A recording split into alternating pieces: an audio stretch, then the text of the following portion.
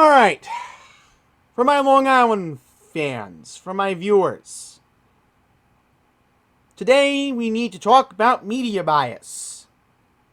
Media bias, yet again, a topic that I have learned very well from one of my mentors, and that is the great Michael Savage, who has really awakened me to the dark narrative of how bad things have gotten. You folks in Long Island are now getting forgotten. You don't even matter anymore. You don't even matter anymore.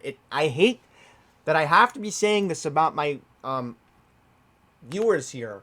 If you're in Nassau County or you're in Suffolk, it's unfortunate that you have become the next forgotten class of how Staten Island and Queens is being misneglected. Now you have fallen victim to that too, it seems, which is really, really unfortunate. The media will derive the narrative of how the politicians like Don Cleveland, Joe Saladino, for an example, they'll cover them, right? Judy DeSanta, I forget the town of North Hempstead lady, but you get the idea that, everybody's focused on congestion pricing. Everybody's focused on that topic. But, alright, there's a big narrative of what's going on in New York City. The city stations are busy doing their own thing. So, the fact that tonight, the top story in all of Long Island, okay, there was an explosion today in, where was it? Right, it was East Meadow. We'll get into that. There was a really bad accident today in Westbury on Old Country Road that got ignored by the media. And now the fact of the matter is, tonight, if you put on News 12, you're probably going to see this is your top story. The drought's finally over. Whoopee! Get prepared to see Samantha Algieri acting all snobby as usual. Yeah, I'm like Pine Power LI tonight. So, get ready for my followers in Nassau and Suffolk County. This video is about you today. Because you deserve a video. I care about my neighbors in Nassau County. And to an extent in Suffolk. Further out east. But we're going to cover you guys today. We're going to cover what's been forgotten. We're going to talk about what's really going on. Because there's a lot that we're going to get into in this video today. So, what is the most important story that is being forgotten today in all of Nassau County? The top story should be this. What is this, you may be wondering? This is the Buffalo Wild Wings on Merrick Avenue in Westbury, where it's being reported tonight that this location has been shut down by the Nassau County Department of Health. The Department of Health has been investigating this particular location since June, but most recently, back in July, an anonymous complaint was sent by a large group of people who went to this particular location. The group that included, can't give a specific amount of men that were in this group, but I can confirm that 2 females also jointly filed this complaint with the Department of Health, claimed that there was mold, bugs, and lack of proper air conditioning. So this was an anonymous complaint sent back in July. And after that, for the remainder of the summer, multiple people started complaining to the Department of Health. And thus, as of today, November 19th, this location has been shut down by the Nassau County Department of Health. In the interim, the corporate office of Buffalo Wild Wings released a statement saying for Nassau County patrons, they can visit the other 2 locations the one on Route 106, 107 in Hicksville, and in Valley Stream on Sunrise Highway. So there you have it. A story that, could impact people's health and is likely going to get ignored by the corporate media. That's not the only thing that will probably get ignored by the media. Oh no, there is much more to come in this video. Much more to come. Let's start off with this. Multi-vehicle accident reported in Westbury. Per Camper News Network. Old Country Road. Carmen Avenue. Matt Camper himself, with an eyewitness view of at least 3 or 4 cars involved in this accident. No details of anybody was injured or killed at this time. And in another major story that occurred in East Meadow today, we actually have 2 stories that we're going to start off in East Meadow, which I know East Meadow very well. Matt Camper is from East Meadow. I have other friends who live in East Meadow, and they probably feel like they're being left out of the media process, which is fair. Their voices are being shunned out. You know, not that many people in the media tell you that East Meadow is a very diverse area. There has been a heavy Latino presence being seen in most recent times, but in all of Nassau County, we know that the most seniors do live in either East Meadow or they live in Plainview. We're talking most of the retirees, the 65 and older type population. So, we're going to talk about the first story in East Meadow coming up right now. And this is the one that occurred today. So let's get into this first story of explosions being heard in East Meadow today, which News 12 has properly not covered. Because again, this is the corporate media at work. This is how the George Soros funded machine works, as my mentor Michael Savage has always said. So today it was reported earlier this afternoon that multiple explosions were reported on Hempstead Turnpike by the Mavis Discount Tire location by Carmen Avenue. Now we know this area can get pretty busy. We know that not too far from this location you see a sign for Route 102, which is good old Front Street, which leads right over to Stu Leonard's. We know that not only in this particular location, but we also know the fact that this is a heavily busy area, knowing that the Colony Diner is right down the street. We know this leads right over to Eisenhower Park.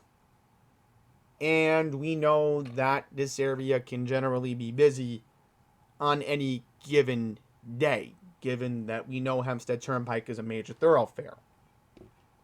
So, when we look at it from a point of view of the media not particularly covering this story, this should have been the other top story on News 12. Did it get covered today? Probably not. Because again, Altice is probably controlled by George Soros. There is a likelihood that it's being controlled by George Soros. And nobody really wants to talk about not only him possibly owning Altice, but him owning 1010 Wins. That's right, he bought out Odyssey. So, according to what the traffic management crew was saying on Twitter X earlier today, it looked like they were saying that it was Conti Square Boulevard. Now, if this was near Conti Square Boulevard, and I know East Meadow very well, if this was right by Conti Square Boulevard, that's literally right by the Colony Diner. So if they're saying Conti Square Boulevard, that's very alarming to think that it could have been one of the nearby houses right by the Colony Diner. Which is very alarming. You wonder if any customers or any of the wait staff, the cooks, the managers inside the diner possibly could have heard something. So we can only hope that nobody was shaken or startled up or trying to enjoy a nice meal, and then all of a sudden the fire trucks, the police were coming by, and all this happened. So very alarming to think that got ignored. Guess what else got ignored in East Meadow? Ooh, we gotta talk about this story right here. What happened in else happened in East Meadow? Road rage in East Meadow. When did this happen? Sunday night. So let's read this story. Yep, Prospect Avenue, another busy street in East Meadow that I know very well. Let's read this, shall we? So it says here that the vehicles were traveling north on Prospect Avenue.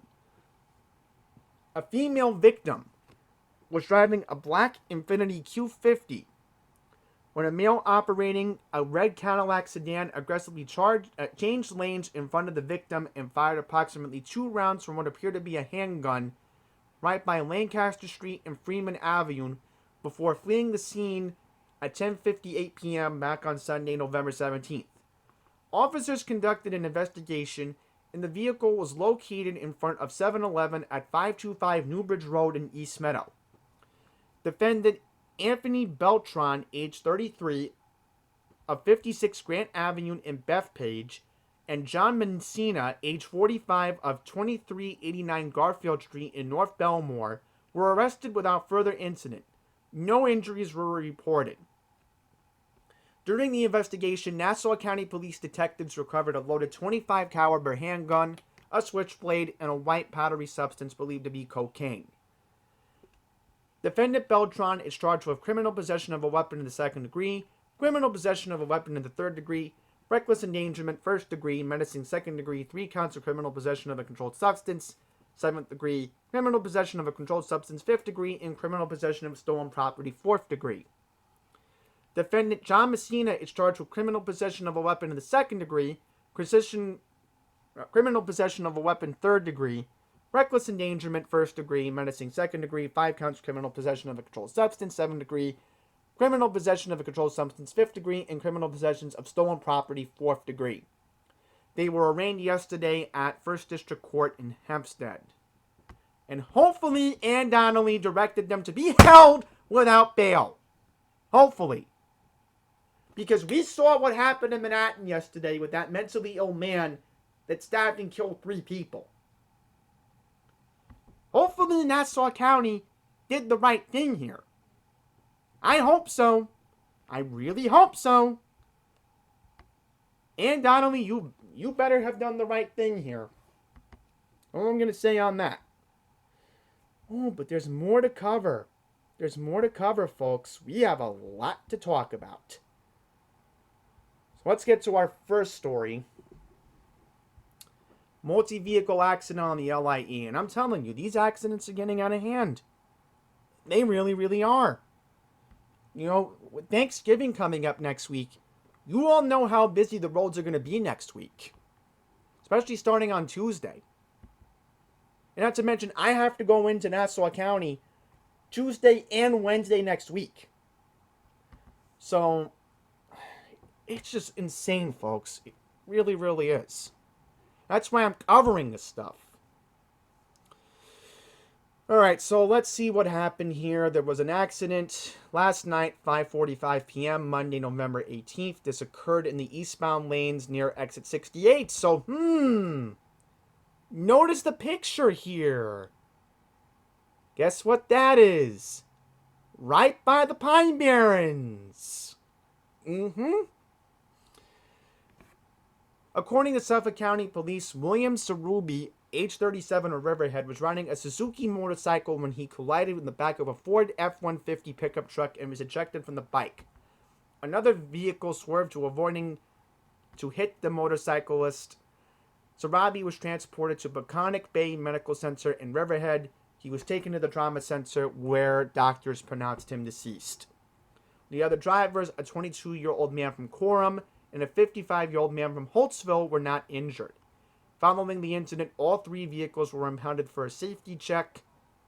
Detectives are asking anybody with information. Blah, blah, blah. I don't need to read that. So, there you go. That got ignored. Guess what else got ignored? Meadowbrook Parkway accident. A detective from the NYPD has admitted to a DWI incident. Look at that. When did this happen? Look at this. So this happened in 2023. Look at that.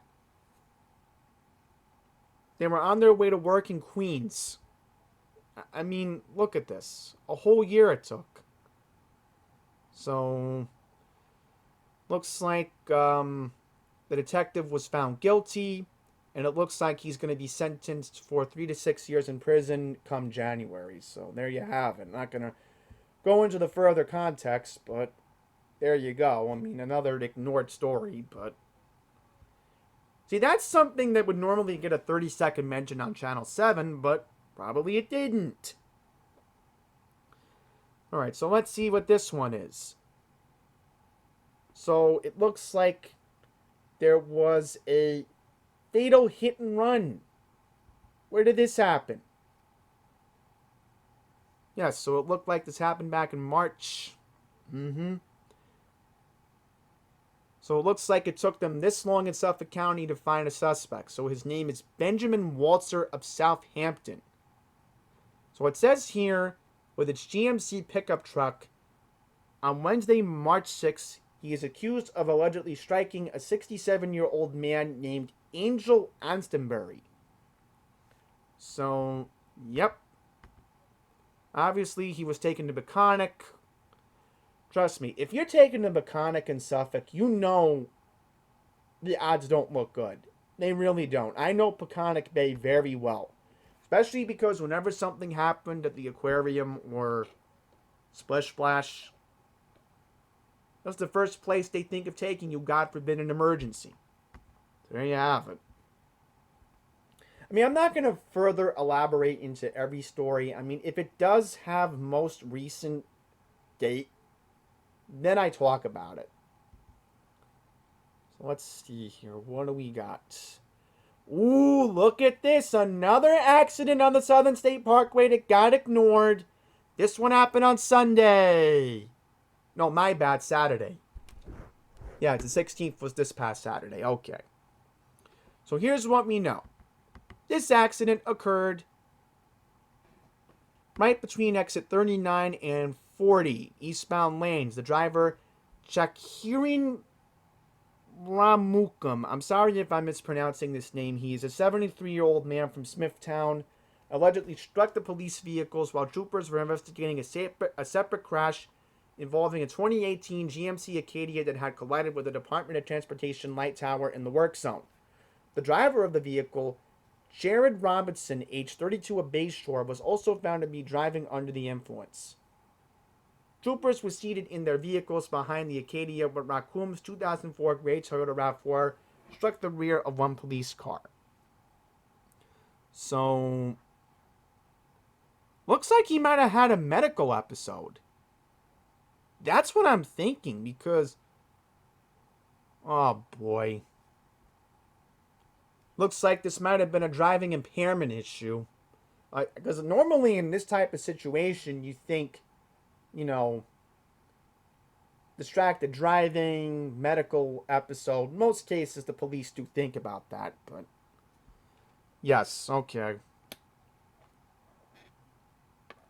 Yep, so he was driving with DUI.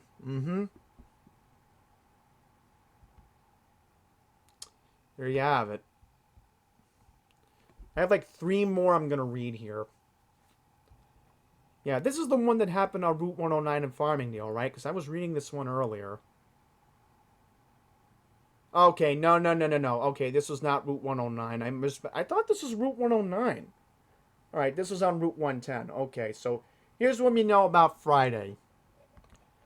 So it says here that a 23-year-old Huntington Station man was driving a 2003 Toyota sedan northbound on Route 110 between Magnolia Road and Rulin Road in the left lane when he struck the man who was trying to cross the road. The victim, whose identity has not been released per HIPAA, was transported to Nassau University Medical Center in East Meadow, where he was pronounced dead. The driver of Huntington Station was not injured. So, wonder if there's a camera in this area. It might help the investigation. That's a good question. See, nobody really thinks about questioning these things. I have to think like that, Let's see. Right, okay, this was the accident I was reading earlier on Route 109 off OBS. Okay. So look at this. We had another fatal incident in Suffolk County. This one happened on Election Day. 6:30 a.m. Tuesday, November 5th. 6:30 a.m. West Babylon. Yep. So it said the woman was trying to cross Route 109 in West Babylon. She was struck by a 2009 Nissan Altima that was traveling southbound at the intersection of Old Farmingdale Road. Pedestrian was pronounced dead right on the scene. Last week, November 12th, the Suffolk County Police were able to identify the victim as 71-year-old Laura Bowman, age 71. The driver of the Altima, a 23-year-old West Babylon woman, was not injured. I actually kind of have something else regarding to this story, which Daily Voice is not going to contribute, but I will. According to initial investigation from detectives, they believe the 23-year-old driver was distracted at the time of this incident. Yeah, I have something to add that they won't tell you. So there you go. Alright. Two more. This is a very disturbing one right here. A man stabbed an ex-wife 20 times as he shot through a McDonald's drive-thru. So I want to know what location this was. This was at McDonald's in Bayshore. So I wonder if this was on Sunrise Highway or Montauk Highway. That's a good question. Guess they won't say which one it was. So it says William Curry of Brentwood is accused of stabbing his ex-wife as she sat in the drive-thru lane at a Bayshore McDonald's as she was trying to order breakfast at 8:15 a.m. on Saturday, November 2nd. He rode up an electric bicycle, ran to her and opened the driver's side window and began repeatedly stabbing her. The attack only stopped when the woman drove forward a short distance and a Good Samaritan got out of the car and intervened. Another witness checked on the victim while they and the McDonald's employees called the police. Curry was then apprehended. The victim was taken to South Shore University Hospital where doctors determined she has been stabbed more than 20 times. It looks like she is expected to make a full recovery, so that's the good news at least. She received staples and stitches to close the wounds on her neck, face, chest, legs, and hands. According to prosecutors in Hauppauge, the attack unfolded just one day after the woman obtained an order of protection from the family court in Hauppauge. Details of those proceedings were not immediately made available through a FOIL request. Curry was ordered to stay away from the woman. Curry is facing over a half-dozen criminal charges, including attempted murder, assault, criminal possession of a weapon, and he was ordered to be held in Hauppauge on a $1 million bond. Suffolk County District Attorney Ray Tierney, who has received high praise for getting himself personally involved with Gilgo Beach murder suspect Rex Humerman, said the brutal and calculated attack highlights our devastating reality of domestic violence. D.A. Tierney said, "Our office takes domestic violence cases with the utmost seriousness. If convicted sometime in 2025, Curry will face up to 25 years to life in prison. At this particular time, no immediate court date has been set in early 2025. However, according to Suffolk County District Attorney Ray Tierney himself, he expects to have a sentencing date or a proper conviction date anywhere between January to March of early next year. So there you have it. And lastly, one more thing right here we're going to get into to wrap up this video. Burglary! Where did this happen? In Riverhead. Yep, Main Street. Star Confectionery in Riverhead, November 12th. The break-in occurred at 7:55 a.m. Initially, it appeared that nothing was missing. However, cash was taken. Suffolk County Police detectives believe this break-in occurred between 11:30 a.m. on Veterans Day and 7:30 a.m. on Tuesday. So it looks like the store was closed in observance of Veterans Day, which I guess makes sense. Okay. Well, that's really unfortunate. So there you go. I mean, this is the corrupt media at work. I have to do their job. It stinks. I know. But it has to be done. It has to be done. Because no one else is going to do it. And if there's more ignored stories, I think I should be covering them. I don't know. I mean, Queens might be next. I may have to cover Queens coming up. I think we may have to do it before Thanksgiving at least. At least before Thanksgiving. Because I really don't want to do it on Thanksgiving Day. I don't really have the patience, folks, to do it on Thanksgiving Day and not on Black Friday, especially because yours truly has to try to click online to see what the best deal is because, yeah, we have less shopping days this calendar year because of Thanksgiving falling later than usual. So we're going to wrap this up. Thank you for watching. I think under a half hour is a fair time for this video. So that's it.